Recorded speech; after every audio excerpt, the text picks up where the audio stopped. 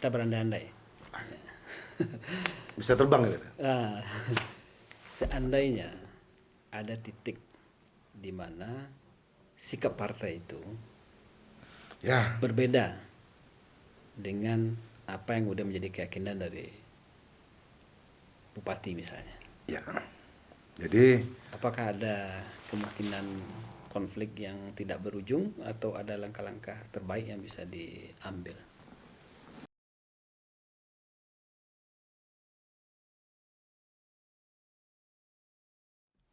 Pak Wabub, siap Daun.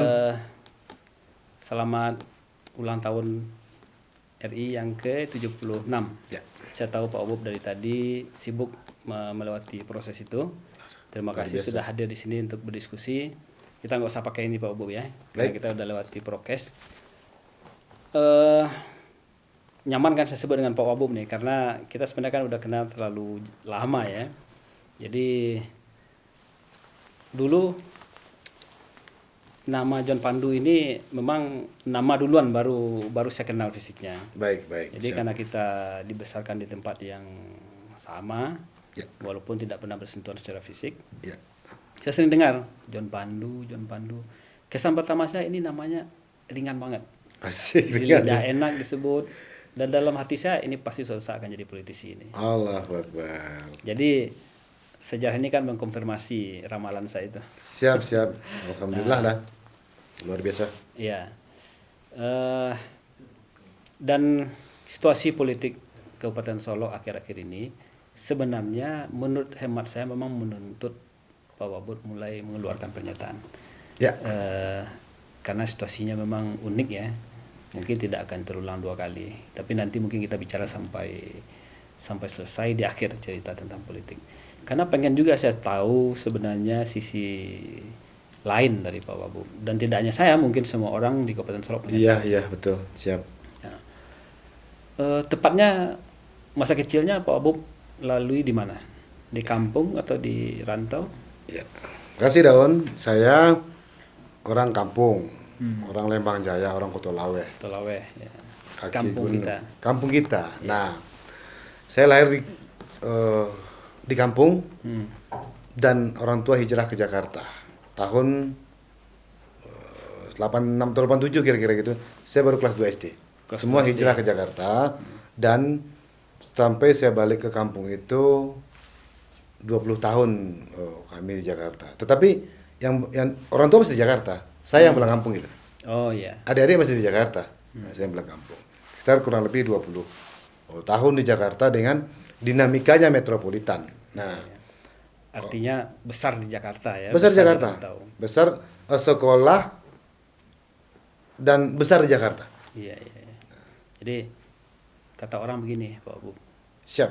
tidak ada peradaban yang tumbuh besar kecuali melalui proses hijrah.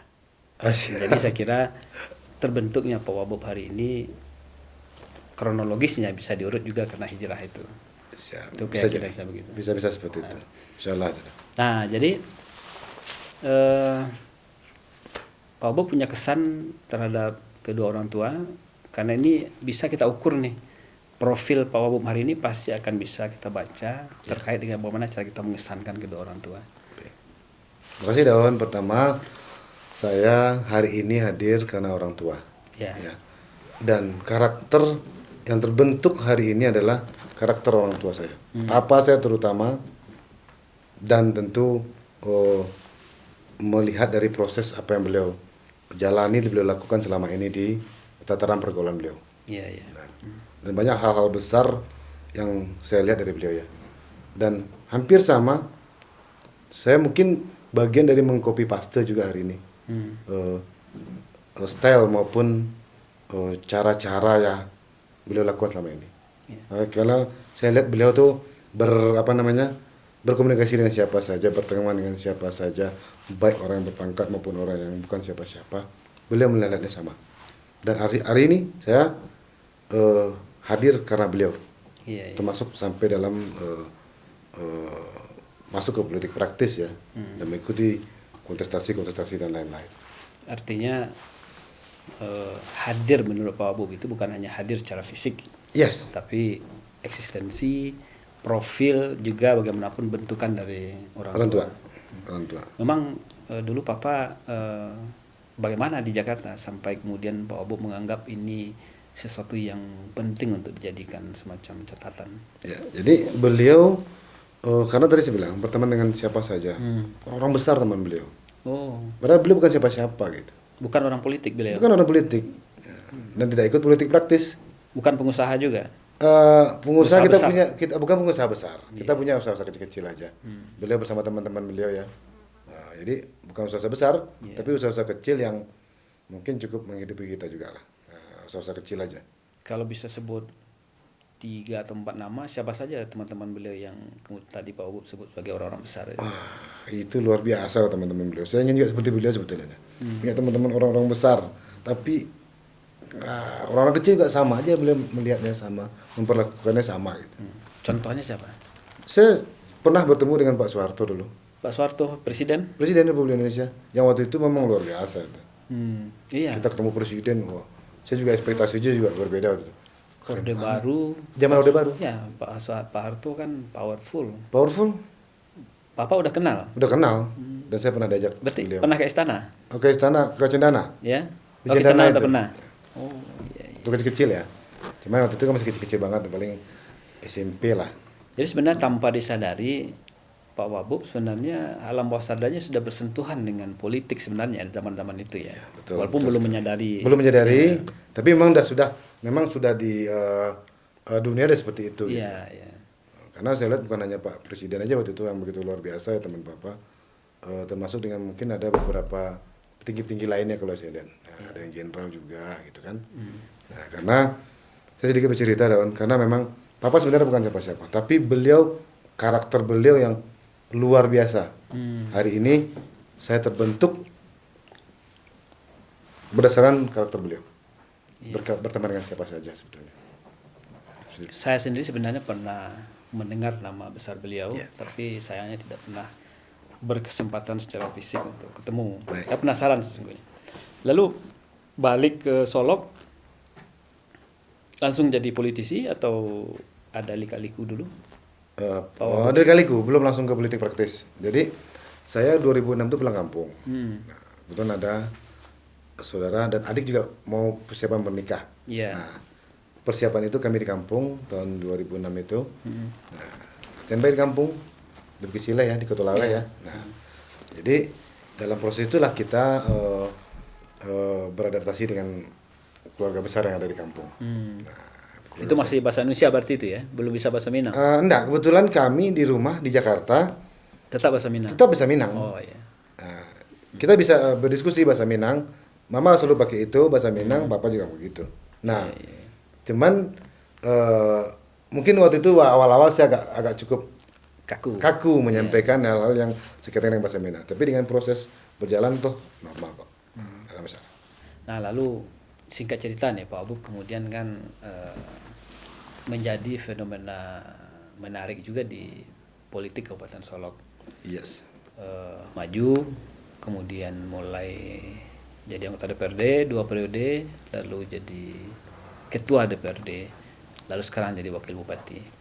Capaian yang mungkin membuat banyak sekali politisi mengalami perjuangan itu. Ya.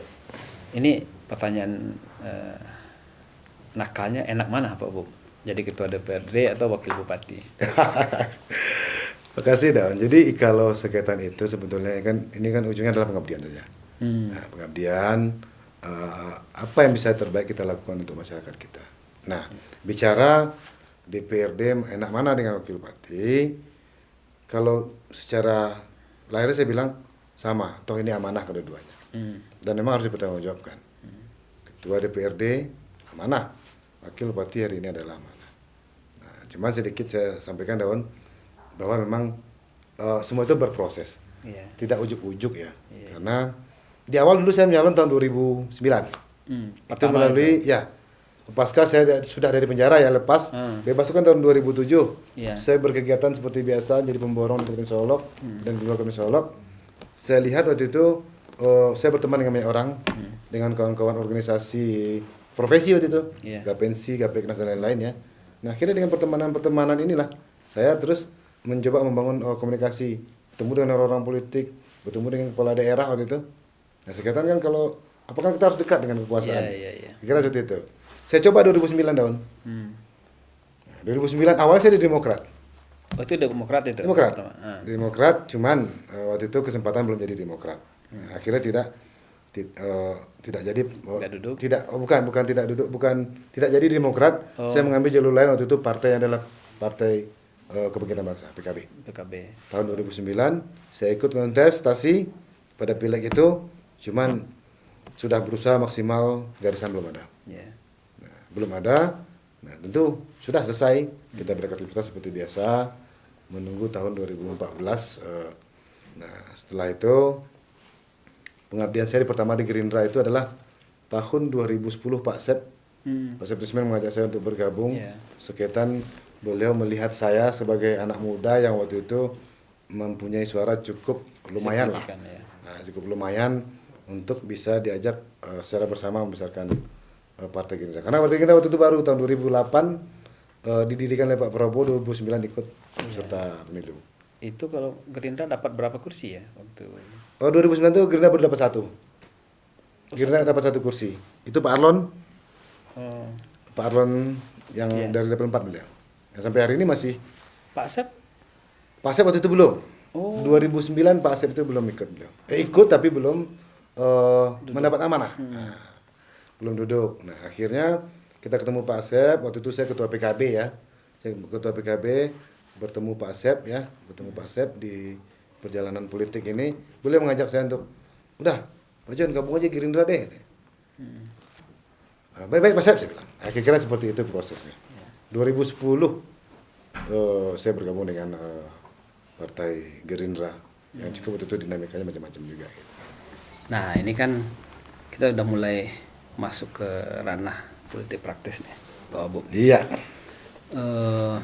Dinamika akhir-akhir ini kan menarik sebenarnya, sekaligus unik karena nyentrik juga. Pasangan ini dukung oleh Gerindra dan PAN. Yes. Ketua DPRD dari Gerindra, wakil bupati dari Gerindra, tiba-tiba ada konflik. Nah, kalau di medsos bunyinya kan konflik antara bupati dan ketua DPRD. Ya. Tapi itu kan di medsos. Nah, saya sebenarnya pengen tahu gambarannya dari Pak Wabub. Secara umum sebenarnya kenapa konflik ini terjadi? Sumbernya dari mana? Ya. Pertama kita coba pilah dulu ya. Kenapa? Antara legislatif dan eksekutif. Ya. Seperti itu. Nah, jadi teman-teman itu di fraksi pada dasarnya adalah para pejuang platform partai masing-masing. Iya. Nah, dari fraksi-fraksi yang ada di DPRD itu tentu platform mereka jelas masing-masingnya ya. Nah, dari 9 partai yang ada di DPRD itu terdiri dari 8 fraksi dari 35 anggota DPRD. Iya. Dari 35 anggota DPRD ini dari fraksi-fraksi itu kan itu banyak terjadi dinamika. Karena mereka adalah para pejuang platform di masing-masing partai mereka gitu. Nah, tentu kita melihat di sini dan kita mengarifi aja itu. Itu adalah bagian dari proses kita berpolitik untuk mewujudkan cita-cita yang sekaitan dengan platform partai tadi masing-masing. Nah, tentu mereka berharap ke depan juga agenda-agenda politik pasti akan berjalan. Iya. Nah, tentu kita harus pahami ini bahwa ini hanya suatu dinamika yang memang terjadi di DPRD. Nah, bahwa saya sendiri melihat itu hal yang wajar dan normal lah kira-kira. Selaku Ketua DPC Partai Gerindra, karena saya berada di jalur eksekutif hari ini, tentu segala sesuatu yang berkaitan dengan dinamika fraksi di DPRD, tentu sudah kita serahkan di tingkat fraksi sebetulnya. Tetapi melihat situasi yang berkembang ya, dinamika begitu tinggi dan begitu cepat bergulir di DPRD, nah tentu saya harus ambil alih ini. Bahwa platform kita harus jelas juga. Ya. Sejauh ini menurut Pak Wabub seberapa besar pengaruhnya konflik ini? eh, sangat besar karena kita ini adalah pejuang-pejuang untuk bagaimana Solok ini lebih baik. Semua keinginan kita melalui fraksi-fraksi ini semua ingin Solok ini bangkit, seperti itu. Solok ini berubah. Nah, tentu Kita dilantik sudah 3 bulan ya. kurang lebih 3 bulan. Nah, lebih 3 bulan kita dilantik. Nah, tentu melihat situasi hari ini, karena tentu agenda-agenda ke depan juga akan ada ya, agenda-agenda politik tentunya. Nah, tentu sesuai dengan platform partai kita masing-masing, tentu sudah mempersiapkan juga agenda-agenda. Nah, sekaitan dengan dinamika yang terjadi hari ini, bahwa miris kita melihat sebetulnya dengan kejadian ini tentu kita harus saling menarik diri, saling cooling down, bahwa kita hadir di sini eksekutif, legislatif atas kepentingan yang lebih besar, yaitu kepentingan masyarakat Kota Solok. Terakhir itu dinamikanya saya lihat ada 2 buah lokasi, 2 tempat lokasi sidang paripurna. Satu di DPRD, satu di Cinangkia. Ini mungkin yang tadi Pak Bu bilang bahwa pengaruhnya bisa kemana-mana. Yes. Nah, jadi kira-kira ujungnya atau dalam pikiran Pak Wabu solusi yang tepat kayak gimana? Ya, seperti Mas Bang tadi, memang dengan sekaitan dengan dinamika yang terjadi ya, bahwa Ketua DPRD menginginkan dibahas di kantor. Satu sisi kawan-kawan ingin membahas di Cinangkia. Nah, seperti itu. Nah, tentu bahwa keputusan tertinggi dalam pengambilan keputusan di DPRD itu adalah melalui paripurna. Dan di paripurna itu sudah ditetapkan bahwa kita membahas bukan di DPRD. Dan ditetapkan di paripurna adalah dibahas di hotel. Nah, seperti itu. Nah, tentu kesepahaman itu yang terjadi dan semakin membuat runyam. Sebagai tambahan, karena dinamika ini terus berlanjut, saya melihat ini sangat berdampak luas terhadap keberlangsungan Kabupaten Solok. Ada 3 agenda kita yang sangat penting hari ini, yaitu penetapan RPJMD. Yang kedua, APBD perubahan. Yang ketiga, APBD tahun 2022. Hari ini pertengahan Agustus, kurang lebih waktu kita tinggal 3,5 bulan untuk di penghujung tahun 2021 ini. Nah, berisiko kita hari ini. Semua berisiko. Risiko terhadap partai politik, berisiko terhadap eksekutif, dan ini sangat berisiko terhadap masyarakat Kabupaten Solok. Penting juga diketahui publik.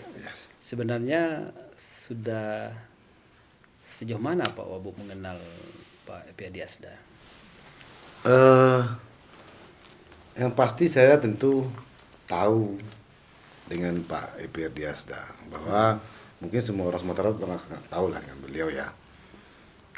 Tapi tentu yang intens itu adalah pasca kami telah dinyatakan dikawinkan secara politik ya, politik untuk menghadapi pilkada 2020. tahun 2020 kemarin. Nah, tentu intens beradaptasi dengan beliau sesuai bahwa Solok ini saya melihat butuh orang, sangat butuh dengan kondisi yang ada hari ini, yaitu dengan stylenya Pak Epi.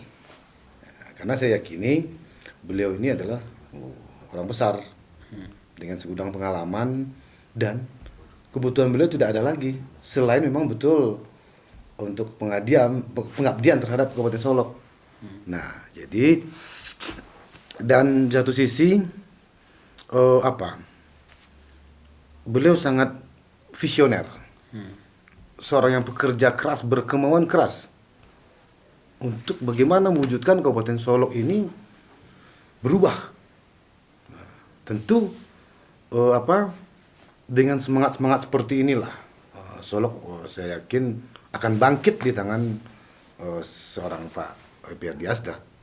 Nah, selanjutnya, namun mengenai style ataupun gaya kepemimpinan, itu semua orang pasti punya style dengan masing-masing ya, ciri khas masing-masing. Nah, tentu di sini barangkali saya bisa memicu gesekan-gesekan yang belum memahami beliau.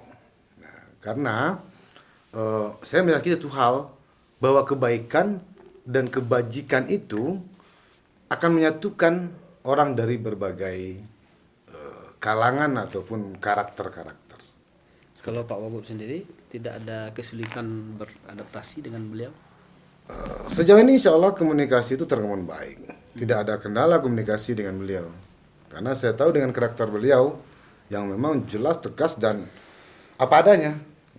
Inilah beliau seperti itu. Oke.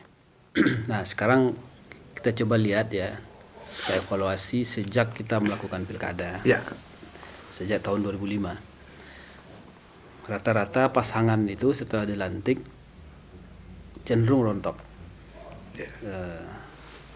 Cenderung konflik dan tidak terlalu bertahan lama.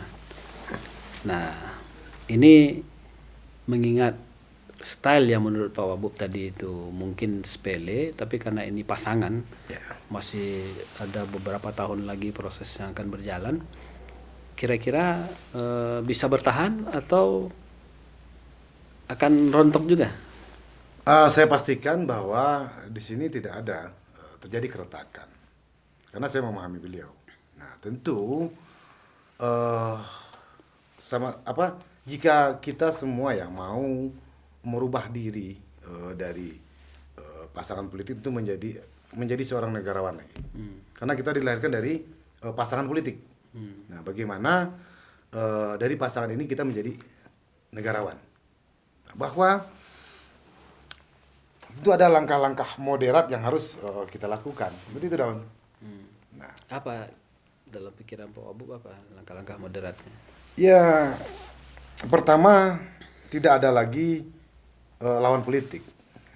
Dan beliau menyampaikan biduk lalu Kiambang Batawi. Nah, yang tersisa hari ini adalah sekutu-sekutu untuk menuju membangun secara bersama-sama Kabupaten Solok yang sama-sama kita cintai ini. Tidak ada lagi sekutu-sekutu ya. Artinya kita harus berpikiran satu sama, tujuan kita yaitu lurus membangun Kabupaten Solok. Nah, yang kedua, berhenti kita membelah birokrasi. Sekaitan dengan pilkada ini, bahwa birokrasi ini adalah garda terdepan untuk pembangunan. Jangan lagi kita bicara mereka atau kita. Nah, kita pastikan birokrasi ini adalah garda terdepan untuk membangun Kabupaten Solok. Nah, yang ketiga, kita juga tentu harus memulai membangun sistem yang memang kita sepakati dan mentaati secara bersama-sama. Kita tetap gerak lurus bekerja dalam sistem itu sendiri.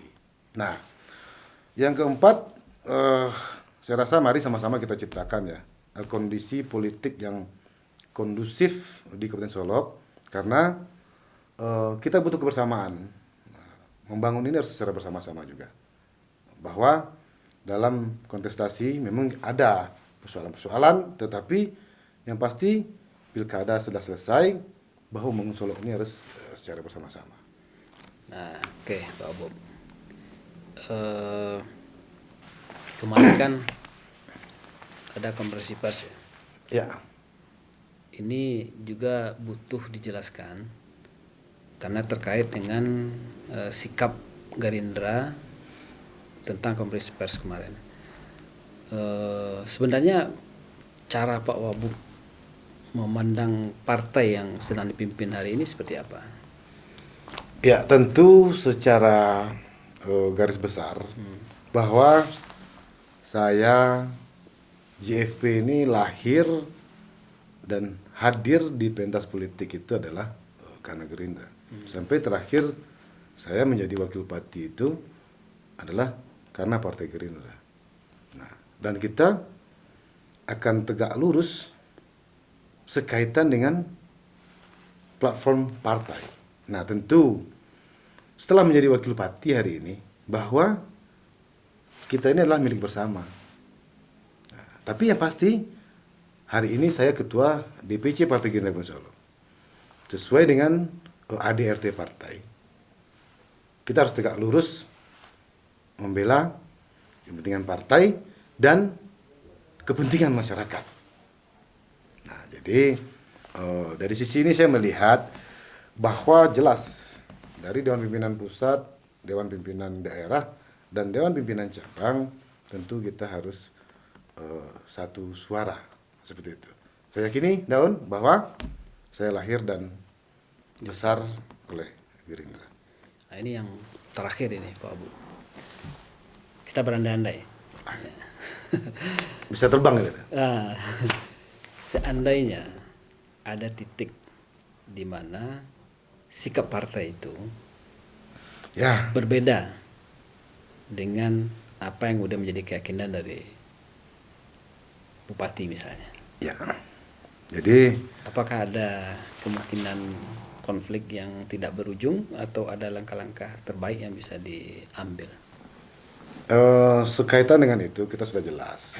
Berdasarkan kita jumpa pers kemarin bahwa kita tegak lurus terhadap membela partai. Nah, tentu juga membela kader seperti itu. Nah, dengan konstelasi yang terjadi hari ini kan jelas memang kita tidak ingin ada keretakan sebetulnya. Nah, tapi memang itu buruk, berujung dan berkepanjangan tentu tidak baik untuk kepentingan partai dan kepentingan masyarakat Kota Solo. Nah, tentu juga menjadi presiden negatif lah terhadap kita semua. Nah, dan saya yakini apabila itu sudah terjadi, tentu saya akan tetap tegak lurus bersama Partai Gerindra tentu. Saya pahami dan yakini bahwa Partai Gerindra itu yang melahirkan dan membesarkan saya sampai menjadi wakil bupati hari ini. Dan itu merupakan dari kajian-kajian yang memang harus kita ambil secara matang. Oke. Jadi memang orang banyak berharap iklim politik di Kabupaten Solok ini segera mereda, Yes. membaik.